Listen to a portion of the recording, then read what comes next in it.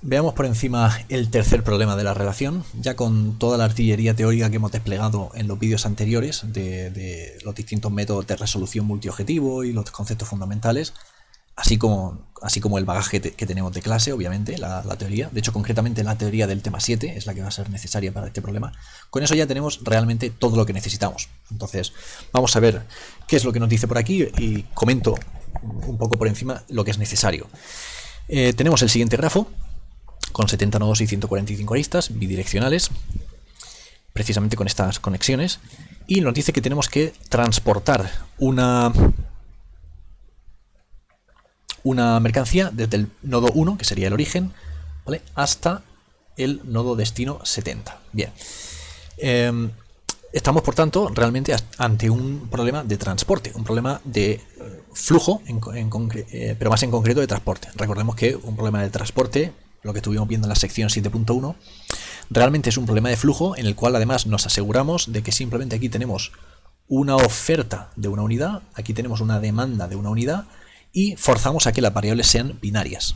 Claro, una vez que conseguimos eso, pues al final, si las variables son binarias, es decir, si por cada arista solo puede transcurrir o 0 unidades de flujo o una, y yo precisamente quiero mover una unidad de aquí a aquí, pues al final, ¿qué es lo que voy a tener? Cuando yo mire las aristas, la cantidad de flujo que hay por cada arista, pues yo voy a tener ceros y unos que me van a indicar precisamente cuál es el camino por el que yo estoy transportando, ¿no? Las aristas que valgan un 1 me van a indicar el camino por el que se está moviendo esa única unidad de flujo que yo estoy queriendo transportar, ¿no? Ya no sé cuál va a ser, pero al final, bueno, pues obtendremos obviamente cierta conexión, cierto camino entre la arista número 1, perdón, el nodo 1 y el nodo 70. Bien. ¿Cuáles son los criterios? Bueno, los criterios que conocemos y que tenemos en la hoja de Excel correspondiente al enunciado del problema 3, que está en el aula virtual, es para cada una de las aristas conocemos dos informaciones. Por un lado tenemos el T sub I J, ¿vale? Que esto lo que nos indica es el tiempo que tarda el vehículo de transporte que estamos utilizando en transitar esta arista. Lo podemos ver, por tanto, también como la longitud, a fin de cuentas, ¿no? Es un poco lo mismo. El tiempo, la longitud, en definitiva, lo que tardamos en transitar esa arista.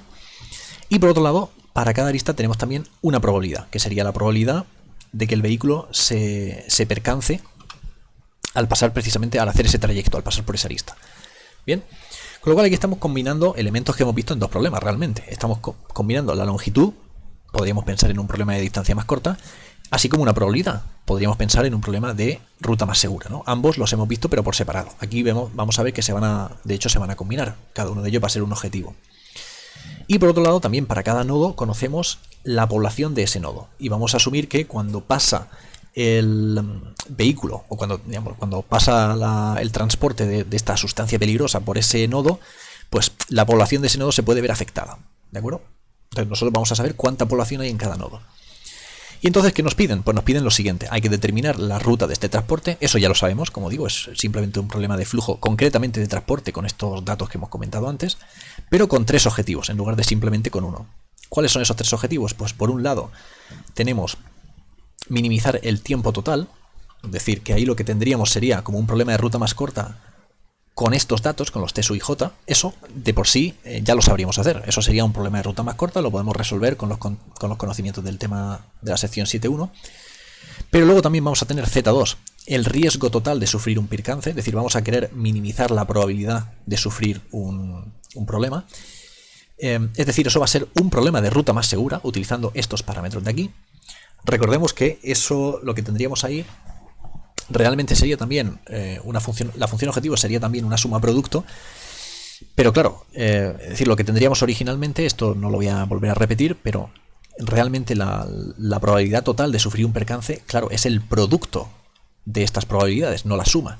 Con lo cual, recuerden que en la teoría lo que hacíamos era transformar, mediante el uso de logaritmos, de los menos logaritmos de hecho, transformar ese producto en una suma producto concretamente, ¿no? Donde los coeficientes, en lugar de ser los P sub I J que tenemos aquí, son los menos logaritmos de esos P sub I J. Y luego, obviamente, pues hay que deshacer tomando la exponencial, ¿no?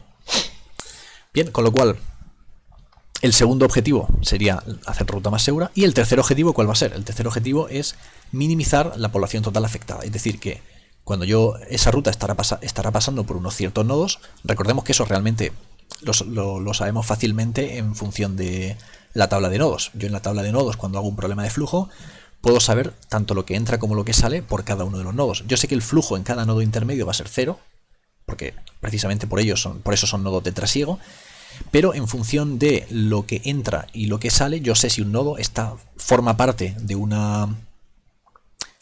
la ruta final o no.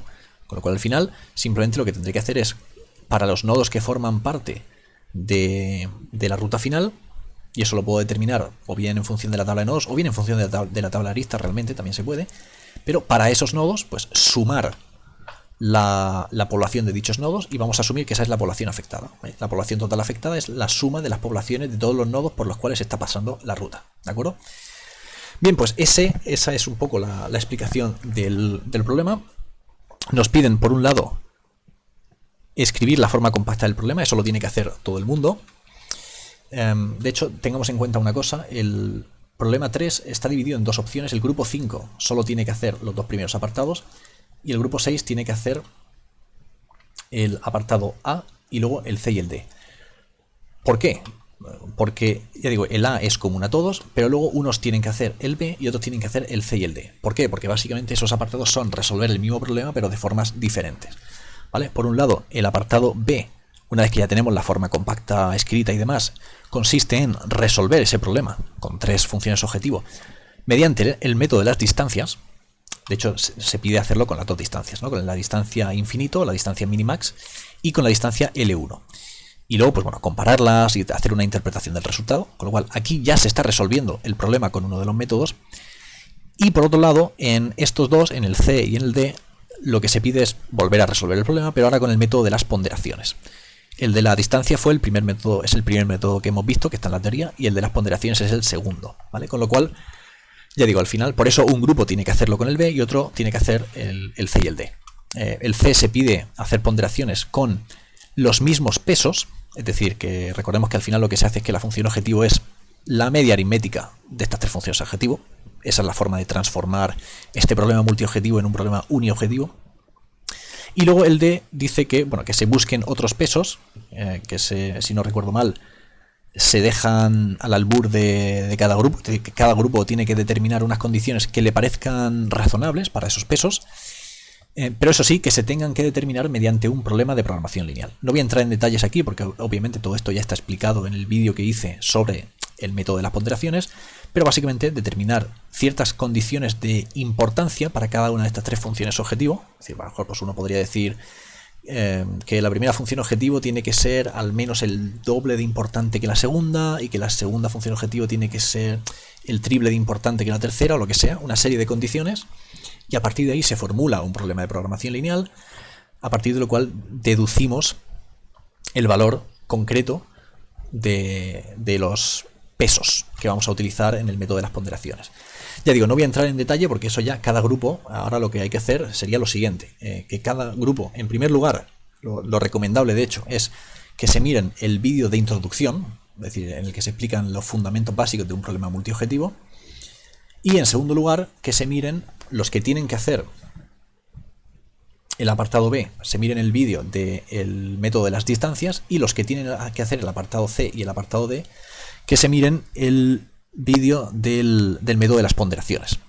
Entonces, una vez que ya ese vídeo lo tengan visto y lo entiendan bien, pues ya pueden abordar el problema sin dificultad con lo que hemos comentado ahora. Y obviamente, si hay alguna duda, como dijimos en clase, los correos electrónicos van a estar abiertos tanto ahora como durante Navidades para resolverlas, ¿de acuerdo?